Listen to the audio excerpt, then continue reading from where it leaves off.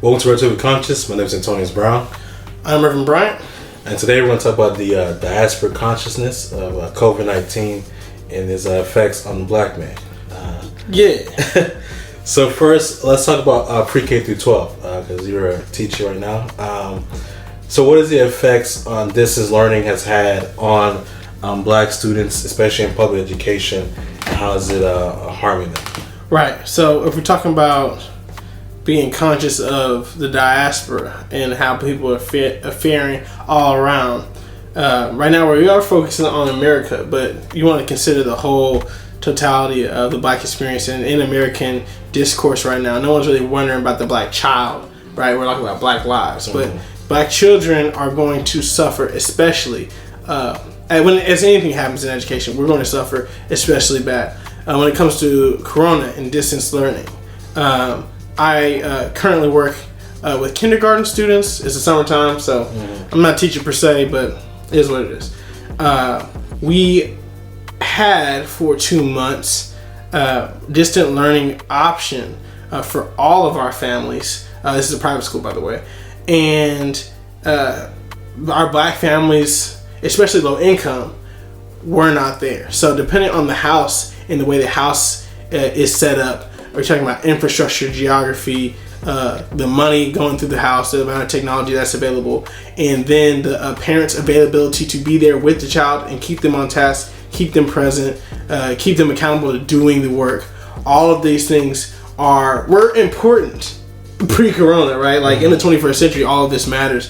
The local school districts in Houston distribute laptops to their students, right? That's how important the whole distance learning aspect has become. But without all that and the students being separated from the physical classroom, there being no face-to-face accountability, interaction, etc. Compound that with potential broken homes or dysfunctional homes or abject poverty where, food isn't available. All of these things spell a very dark picture for what is to come in education if we're not ready and making the steps to adapt as a community, right? We got to pick up the slack where the government will leave. But if we're talking about the home, some people will be without that home, right? Yeah. And another issue is that the Wall Street Journal had an article about distance learning, and they were saying that a lot of teachers spend most of the time trying to find students just to bring them into the virtual classroom, basically, right? Or some students who they did know were there, they only had a tablet or a cell phone to do the work on, not a laptop, or the Wi-Fi wasn't strong enough. And there's the other aspect of feeding these kids, because for some students, lunch is the only meal of the day for them. Right, and it's a free meal provided by the school. But if I can't go in there because it's contaminated or whatever prevents the student from going there, that's a huge problem, far bigger than homework. Yeah, so it's getting pretty bad. And as we talk about housing, the housing market as a whole is about to hit a cliff once August comes, right? So there's a major a provision that was passed by Congress in the first CARES Act that gave $600 extra in unemployment benefits each week to unemployed workers. Many times that made your income more than what it actually was, but it was necessary because many people are getting laid off. They say 40% of households who make less than $40,000 a year were those who got laid off from lost income. So once August hits and that provision runs out, the eviction notices are going to start coming heavy. And so Dallas has a provision where it limits late fees to $15 a month. But Houston doesn't have the provision. And Houston reopened its eviction court on June 15th. There are protections for tenants, but many times tenants don't have lawyers. And the problem becomes that many times there's going to be a shortfall in taxes that are paid, a shortfall that's going to affect the state government. But we're really going to see a rise in homelessness, especially in the unprivileged communities, right? So how does this affect the state budget when we talk about higher education?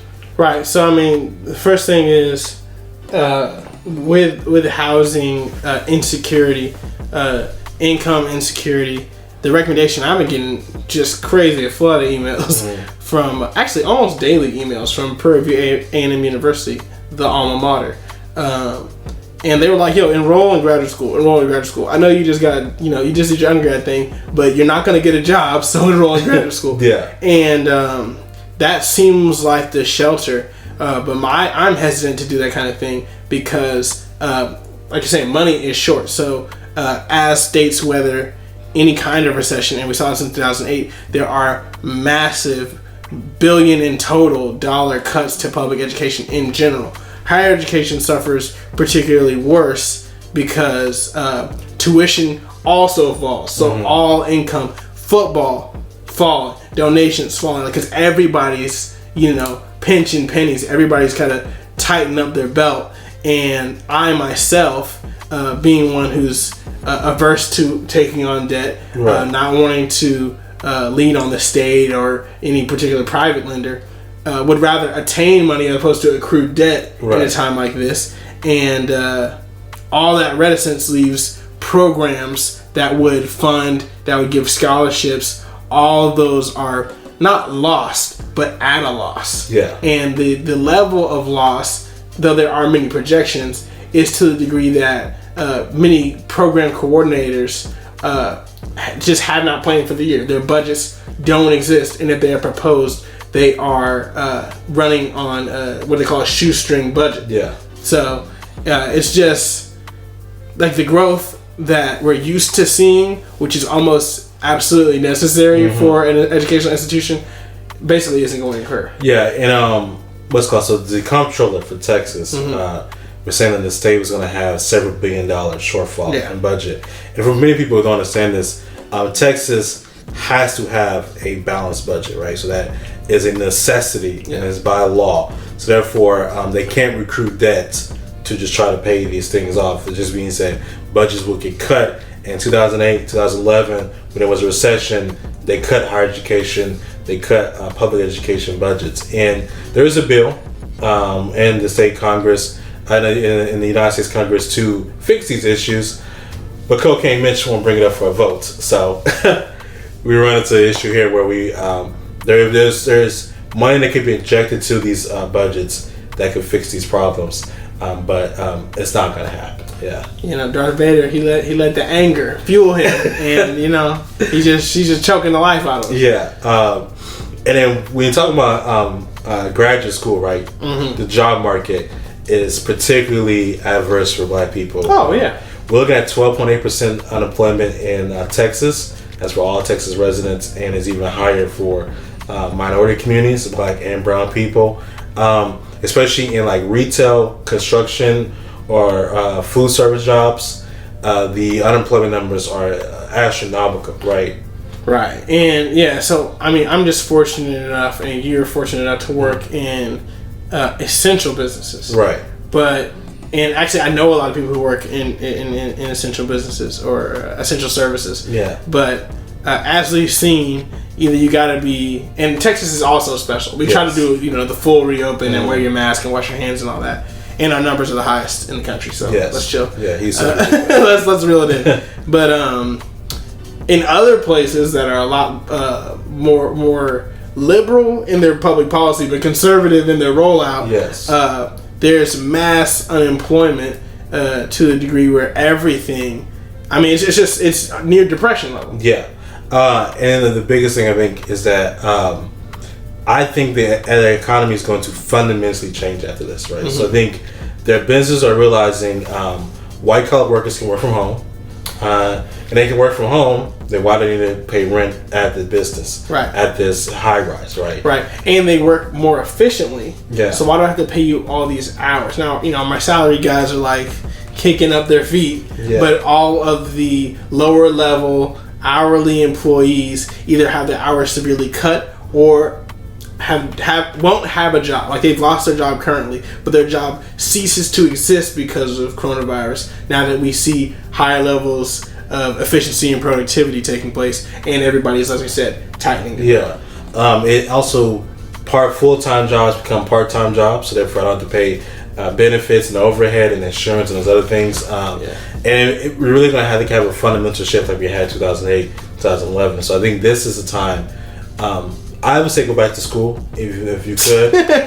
I would say gain some skills during this time and look to find a way to either go to business for yourself or gain a skill that is so unique that you can circumvent automation and these other things, because if not, then you're going to be a casualty of capitalism. A casualty of capitalism, yeah.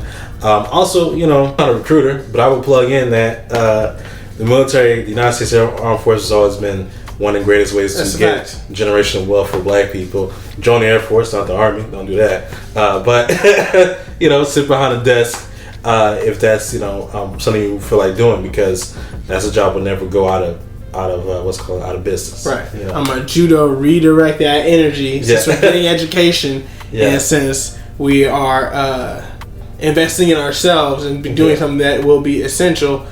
Go ahead and hit up Le Peace Corps. Okay, not everybody's gonna be able to get that. Okay, but when the international transportation reopens, America still you're supposed to speak English, the lingua franca. The world speaks English. The U.S. dollar is pretty much king when you're traveling internationally. Yes. Get your international travel on. Get your skills, language, resume up.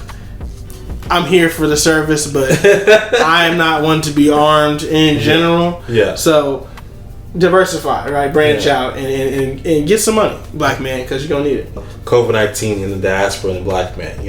Like these are the things we're facing. I would say the good news is that I think we're more informed now. I think online resources are much better now than it was in 2008. So I think there is a way to weather the storm. I just think we have to realize what is coming.